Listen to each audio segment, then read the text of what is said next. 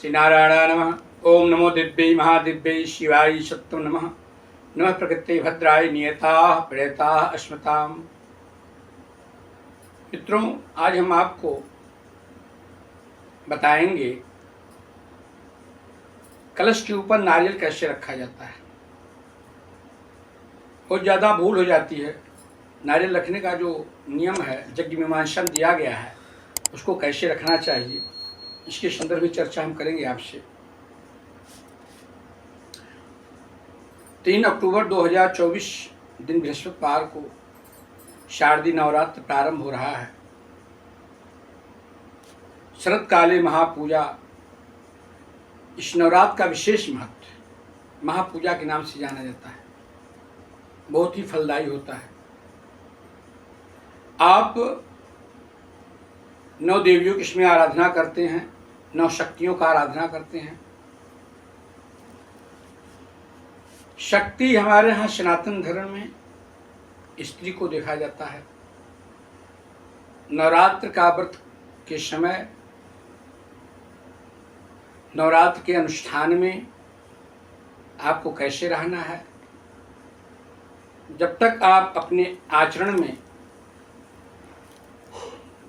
शुद्धता और पवित्रता नहीं लाएंगे, तब तक आपको शक्ति की अनुभूति नहीं हो सकती।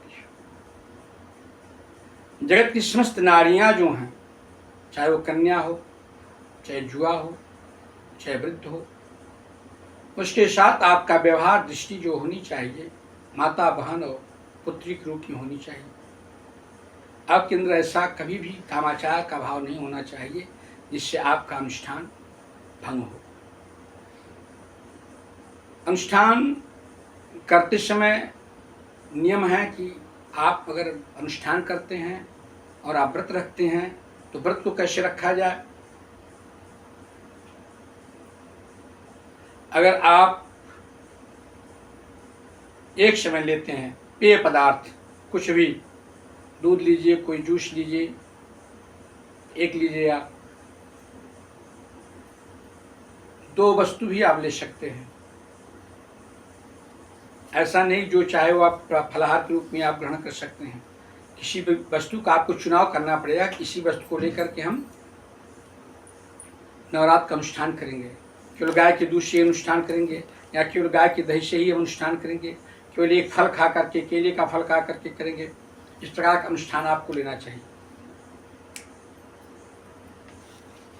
और भोजन अगर आप लेना चाहते हैं, खाने की 2 वस्तु ले सकते हैं। कोई भी 2 वस्तु का चुनाव आप कर सकते हैं।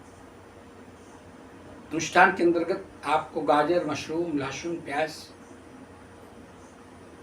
का त्याग करना है। जमीन पर सोना चाहिए। अभाव नहीं, अभाव है तो फिर शुद्ध आसन पर लगा करके सबको रहना चाहिए। और कम वार्ता करनी चाहिए आपको अनुष्ठान के समय। अगर आप व्रत रखते हैं, आपकी वार्ता भी बहुत कम होनी चाहिए। अनावश्यक वार्ता आप नहीं कर सकते, जिससे वाणी का दोष भी हो सकता है। ऐसा कार्य करने के बाद आप रेत या मिट्टी को लेकर के उसको रख दीजिए। उसमें जौ को पहले भिगो दीजिए। जौ को भिगोने के बाद उसमें आप मिला दीजिए, फिर जल का छिड़काव कर दीजिए। उस पर अष्टकमल बनाने का विधान होता है। अष्टकमल के ऊपर देवी की स्थापना करनी चाहिए। कलश में आप स्वस्तिक बनाइए, उसमें गंगा जल डालिए।